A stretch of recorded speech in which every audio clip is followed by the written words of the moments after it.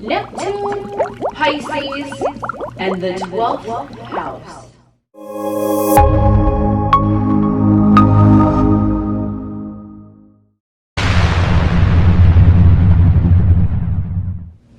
What is up, Alien Army? I am Oculus, the alien next door, purveyor of esoteric lore. And on this channel, we discuss everything out of this world. Today's topic, we are going to be jumping a little bit into astrology, and the topic is going to be, obviously, Neptune, Pisces, and the 12th house.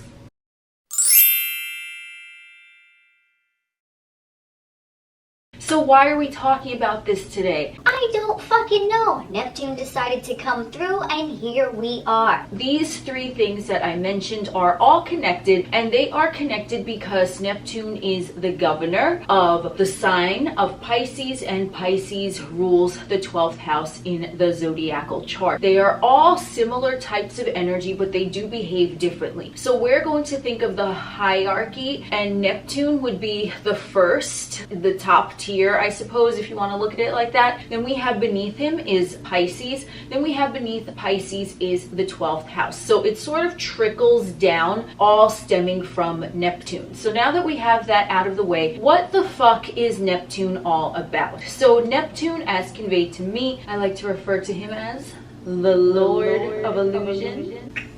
Because Neptune is all about that nebulous arena where dreams and realities collide. Neptune in astrology is a newer planet, which means that he wasn't part of the archaic ones, which I do have another video on that if you're interested. Either which way, Neptune is a generational planet, and he is also a universal planet. So Neptune sometimes is known also as the higher octave of the planet Venus. So even though Neptune, And I do have another video on this too.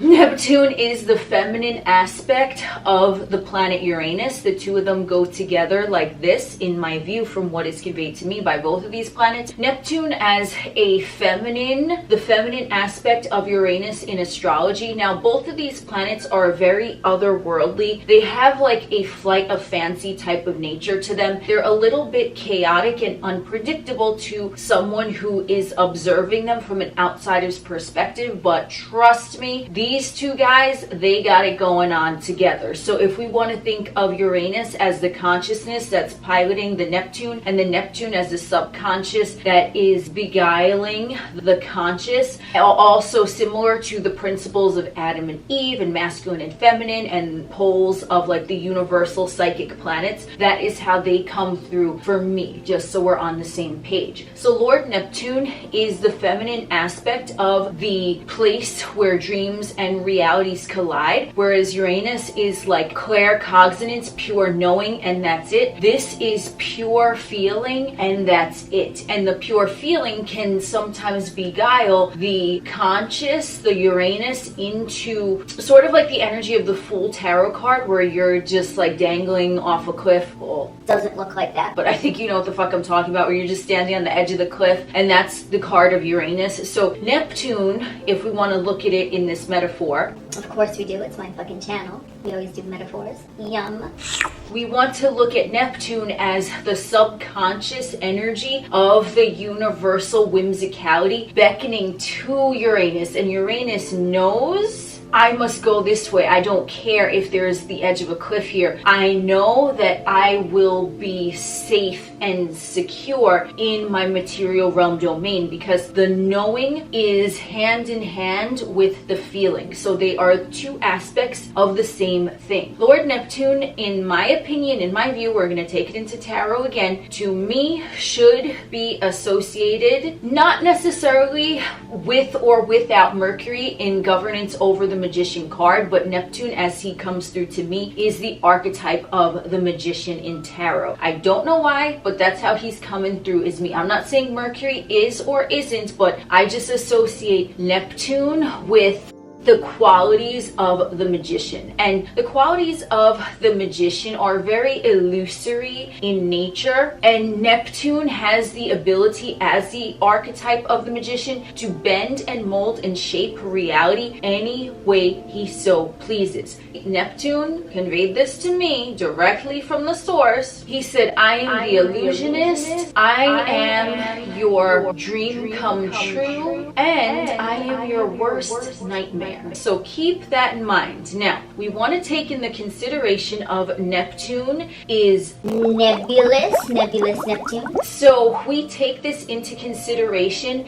Everything about Neptune is higher octave intuition. It can, and this is why it's associated with the planet Venus, it can be a little bit romanticizing. That is why Neptune, Pisces, 12th house have that rose-tinted spectacles connotation associated with them, because it does romanticize, but it doesn't necessarily romanticize in a physical sense. It romanticizes in an ethereal sense. So in an ethereal sense, we want to look at Neptune as putting on those rose-tinted spectacles and going about in his environment and tuning in things that he wants to take in and painting them prettier than how he sees them. And he's also doing the same thing for shit that he doesn't want to see. Either he's gonna turn away from it entirely, or he's gonna paint the fucking shit in the colors that he wants to. He's not gonna look at reality like this. He's gonna look at reality through the lens of that which he wishes to project upon the reality. So Neptune is the higher octave of the artist, of the desire, of how one wants to paint their material realm experience. That is the energy of Neptune. So Neptune, shadow aspect of Neptune, can be painting things in a detrimental way when there is not even anything detrimental going on. That is a shadow aspect of Neptune, because remember, we have the illuminated and we have the shadow of every planet, of every sign, of every house. So the illuminated side of Neptune is painting pretty pictures and then they form into reality, right? Because it's higher consciousness, using the imagination. The same way one can use the imagination to create something that they desire. They use the imagination to create something that is unmotherfucking desirable.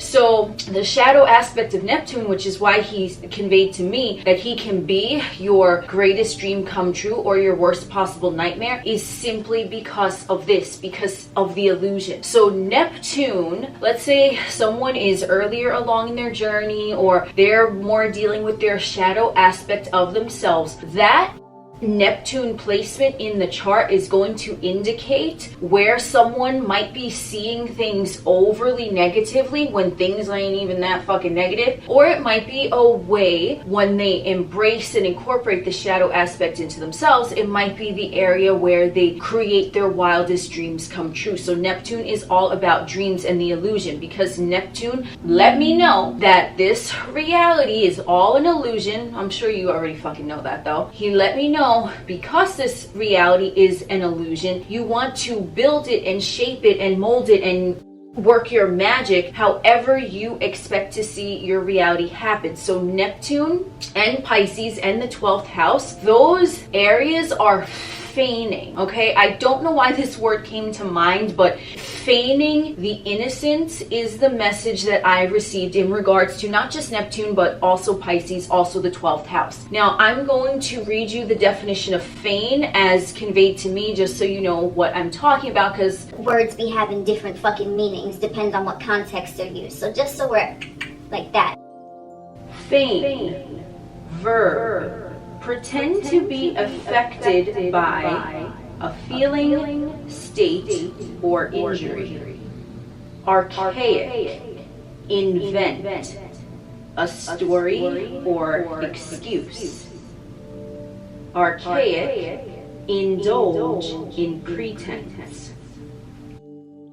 So that's the definition of feign. Now I am going to explore a little further, and now we're going to look at the definition of pretense, because it's very important in regards to the energy of Neptune. Pretense, in the context that we're going to be talking about here, means pretense, noun, an attempt to make something that is not the case appear true. Also, make believe, act, acting, aspiration, purporting. All right, so that's our vocabulary lesson of the day. What we have now is the energy of Neptune and Pisces and the 12th house. Everything is a pretense because everything is what the definition of feign means. It's pretending. It's an illusion. Reality, 3D reality, is pretending that it's fucking real, but it fucking isn't. Thank you, Neptune. Neptune fucking nodded. He's like, that's right, homie. You spit that shit.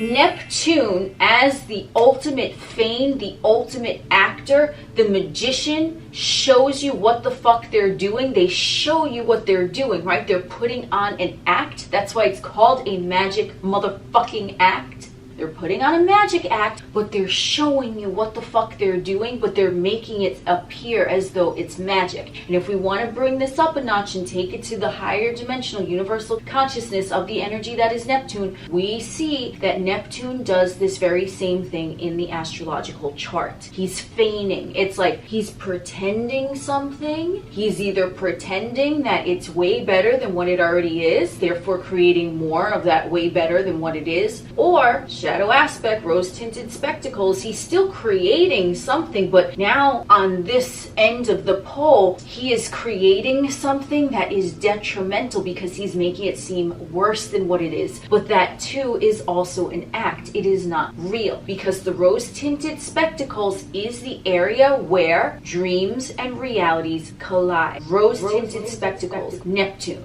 The energy of Neptune, Pisces, the 12th house, is feigning innocence because it's doing what it's doing in your face, but it's pretending that it isn't. This is why Neptune, astrologically speaking, also has a reputation of being where someone might not even see the exhibited traits of Neptune in themselves because it's feigning to be innocent. Oh, there's nothing over here.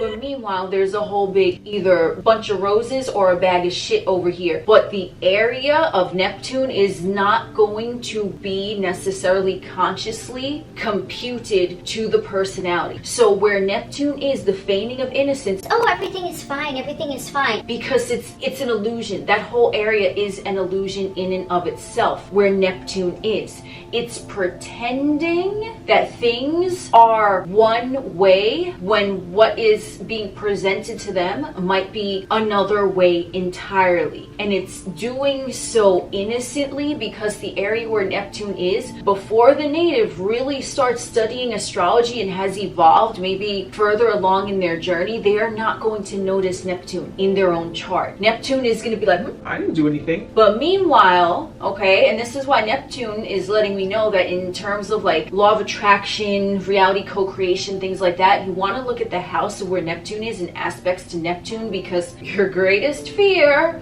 or your biggest blessing, right? And both of these aspects are created by you. But before one sees the energy of Neptune, how it influences them, they are going to be creating things just depending on what paradigm is going on within them. So if they have a good paradigm, they're not going to be even aware that it's a good paradigm. They're just going to think that they have luck in a certain area. If they have a negative paradigm, they're going to think that they're like cursed in a certain area when they're really not even. It's just a paradigm. And the reason for this is that Neptune in the natal chart is not easily seen by the native. It's pretending like, whoa, now I'm going to be chameleon and blend in with the surroundings. What? There's no paradigm here. What are you talking about? And that is the whole guise of Neptune, because Neptune is an illusion in and of itself. It's acting. Everything is pretend. It's not real. So let's say you end a paradigm that you consider to be detrimental for yourself. Guess what? And a lot of people say this, they can't even remember when they used to be that way, whatever habit that they wanted to kick that they now have successfully moved on from. they'll be like, whoa, I can't even believe that I used to do this, or I can't believe that I used to be that way, or whatever the case, because it's an illusion. Now it evaporated. It's no longer with you. That is Neptune energy. It's not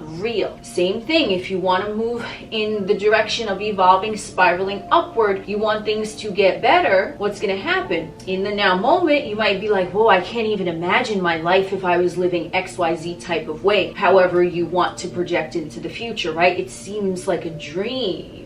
Just like maybe your former experiences could have seemed like a fucking nightmare, but it's not real. It's feigning that it's real. Because once you see Neptune, you see the house placement of Neptune, you look at the aspects. The sign, simply because Neptune is a universal planet, I wouldn't go too much by the sign. I mean, you can look at it, obviously. You know, I ain't telling you what to do over her. But I would go more by the house placement and the aspects of planets that have major aspects to Neptune. Or if Neptune is like conjunction an asteroid, that also might be something that you would want to take a look at as to how Neptune is going to behave for you, because that is likely going to be an area that you are just like, whoa, like you have no idea what the fuck is going on. Like you really don't. You're like, well, there's some shit going on, but you can never quite put your finger on it.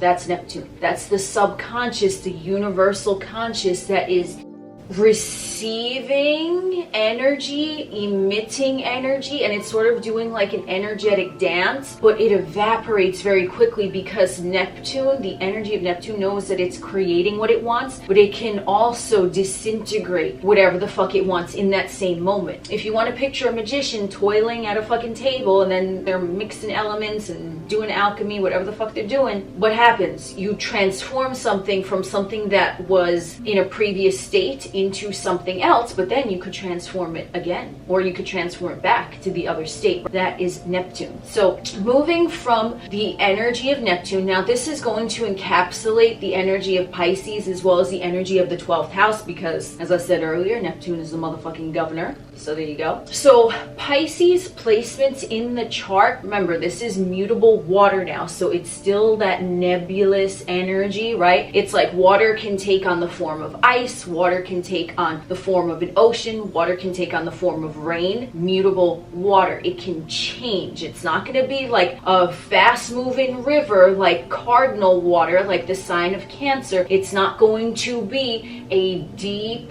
dark, cold lake like fixed water like the sign of Scorpio. It's doing whatever the fuck it wants to do because it has that same whimsical type of energy as Neptune. It knows that everything is an illusion, and if it doesn't like something, it simply turns its attention elsewhere. That is why, carried down from Neptune, the sign of Pisces has also that reputation of wearing rose-tinted spectacles. But if we want to take a look at what we just said about Neptune, the Pisces placement, especially if it's in like a personal planet or celestial body, or if it's the midheaven, or if it's the ascendant, that is going to be the area where there are likely to be a lot of projections outward, or taken in hypnotic suggestion from the environment. So a Pisces placement can take in their environment as overly amazing. They can also take in their environment as overly detrimental, but they're taking it all in, and then now it's up to them. Do they want to transform their environment via looking at it how they want to see it, or do they simply intuitively want to turn away from something that they do not desire to see? Which is why the sign of Pisces has the escapism archetype associated with it. Okay, so escapism is not necessarily a detrimental thing. Remember, there are poles to everything. So Pisces placements in the chart, there can be a tendency to just turn away from something that doesn't feel right, because remember, it's mutable water. It's going off of emotions and it's flying by the seat of its motherfucking pants.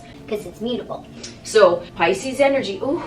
I feel like looking this way now. Oh, I feel like looking that way. It's like, what's going on? Okay, it's similar to Neptune, but this is going to come out more in terms of the emotions, whereas the energy of Neptune is going to be more of like an intuition, but like a universal intuition, whereas the Pisces is going to be more like a feeling on a personality level. So now it still is in relation to like universal source consciousness, but But where Pisces is going to be in the chart is, unless it's obviously an outer planet, if it's an inner planet especially, which is why I mentioned it when I got into this, the Pisces placement is going to be more in a personality sense. So this is where different types of emotions may run amok, okay? Because remember, it's mutable, it's water, it's feeling, it's sensing, it's picking up intuitively from the environment, but not at like a universal level. This is more at a personal level. So that is more the difference betwixt Neptune, the planet, and the sign he governs, Pisces. Pisces is going to be more personal simply because it's like filtered down. Remember, we have Neptune at the top and we're filtering down, and we have Pisces. So it's going to be closer to personality consciousness. So the energy of Pisces can have that avoidant or escapism tendency to them, but are they intuitively picking up something that they know doesn't resonate with the way they're feeling and just, okay, I'm gonna go over here, I'm gonna ignore that now, right? That is a healthy way to set boundaries. You just don't deal with some shit that you don't like. But the shadow aspect can be denial, where it's the escapism tendency tries to come into maybe run from something that they don't want, instead of simply acknowledging it, saying, I see this, I don't like the way it feels, I'm going to go over here. It's more of like a feeling type of energy on a personal level. So the 12th house now is filtered down from the energy of Neptune and Pisces. The 12th house has a pretty ominous reputation, I'm not gonna lie, okay? Compared to Neptune and Pisces, the 12th house is like, especially in like astrology, motherfuckers be talking about the 12th house like it's the fucking haunted mansion and shit. And I don't know why. I'm like, what? Like, I've always been fascinated with the 12th house. Like, if I had to say that's my favorite fucking house in astrology, Holla. But the same thing with the illusion type of energy of Neptune and Pisces. The 12th house is going to be things in your personality that are not necessarily presented to you, that might be displaying themselves on the low in a subverted way. You may or may not have placements in the 12th house. You may or may not have Pisces in your chart. My Pisces and Virgo axis in my chart is actually intercepted. So you might have something like that going on. But essentially, Neptune, just to recap, Neptune house placement where Neptune is gonna be how the dreams are enacted out, as well as how nightmares are enacted out, in terms of like creating reality and living your dreams and things like that. Pisces, if you have any placements, is going to be slightly filtered down from that. It's going to be more of an emotional feeling, intuition aspect to your personality, of what you like, what you don't like, what makes you feel good, what makes you feel bad. 12th house from all of these guys is known as like the house of fucking insane asylums and hidden enemies and secrets, and I'm just like, Oh, turn me on, motherfucker. Hello. the 12th house is going to be the area, remember, everything is an illusion, it's feigning innocence. Any planet in the 12th house, any celestial body in the 12th house is feigning its effect in the personality until one obviously acknowledges it. But still, those planets might be an area where they're just coming out unannounced, unexpected, because it's really what's going on subconsciously in the psyche. That's why when the 12th house has the reputation of like insane asylums and hidden enemies and all of that jazz, it's like the hidden enemy, right? If you have a planet going on that is subverted, but you're carrying out the energy of that planet subconsciously, it's hidden in the 12th house. It wants to come out and play, but it's like locking someone in a basement and they want to come out and they're like, yo, look at me, I want to come out. And it's like, you know, motherfucker just throwing breadcrumbs down there every so often to keep it alive, but they're not really engaging with that. Okay, that is sort of how planets in the 12th house are going to behave, and they are likely to be hidden from the native, especially like earlier along in their journey, or it might be just something like they're subconsciously doing and they seem like they don't know where that came from, right? If someone acts out of character, they more likely than not are going to be seeing and exhibiting traits, depending on if you're observing them or if you are the one with the 12th house placement, seeing or exhibiting whatever the fuck is going on in the 12th house. Even if the 12th house has no planets or celestial bodies in it, the 12th house energy, look at the sign of the 12th house. Take a look also if it's intercepted, because now we have a layer, I have another video on this too, of like the interception. So now it's like two signs commingling together, forming another type of energy. So either which way, the 12th house, whether there's planets in it or not, is going to be misbehaving in a way, because it's like it wants to be seen, right? It wants to be seen, but the native, remember, feigning innocence, I'm not here. It's that illusory type of energy that the native might recognize it in an instant, but remember, whoosh, it vaporizes in an instant as well. So it's like you can't quite place your finger on 12th house anything until you really take a deep dive, go excavating, okay, become an archaeologist, get your ass in the motherfucking 12th house and explore that bitch, okay? That is what you do, and you are likely, I know for me personally, I've seen a lot of shit that I did not, I mean, in hindsight, I see it, right? But when that shit was going on earlier along in my journey, I was acting out in the way that whatever is going on in my 12th house, like the characteristics of the planets and asteroids, whatever's going on in there, as well as the sign. And I did not know. I was like,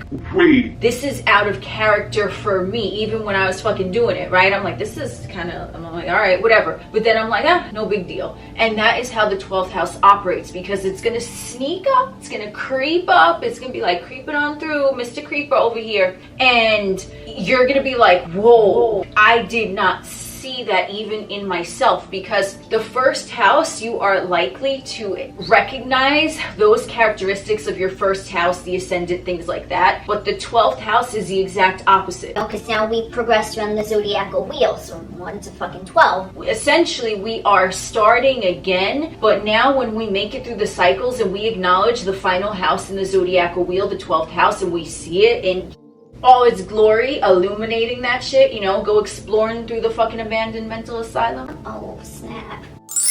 You do some shit like that, and then you are likely going to find some puzzle pieces in there, and you're like, oh, I saw what was running the show behind the scenes. So it's sort of like, if there's a stage, Metaphor time, of course. if there's a stage and you have, like, you know, the motherfuckers that are opening the curtains, they're pulling that shit, the rope, and then the curtain opens and closes. I don't know what the fuck they're called, but you know what I'm talking about. You have those motherfuckers there. They're behind the scenes. They're not the center stage actors. They're not performing. They're just behind the scenes. But the show ain't gonna run smoothly if it doesn't have shit going on behind the scenes, right?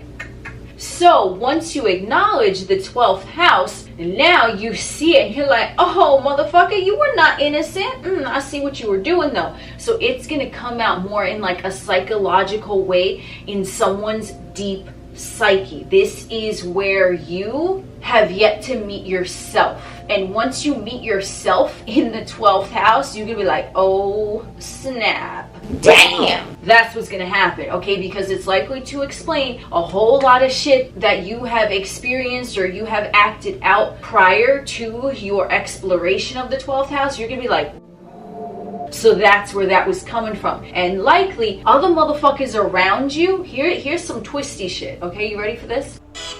The 12th house is likely to be something that other motherfuckers around you, and I'm not talking about like in general where if you're walking the street, no, I mean motherfuckers you have conversations with and they're like in close proximity. Those type of motherfuckers, they are likely to have noticed those 12th house characteristics in you before you did. And then they try to tell you or mention the 12th house characteristics to you, and you're like, Nah, motherfucker, I know what you're talking about. I ain't like that.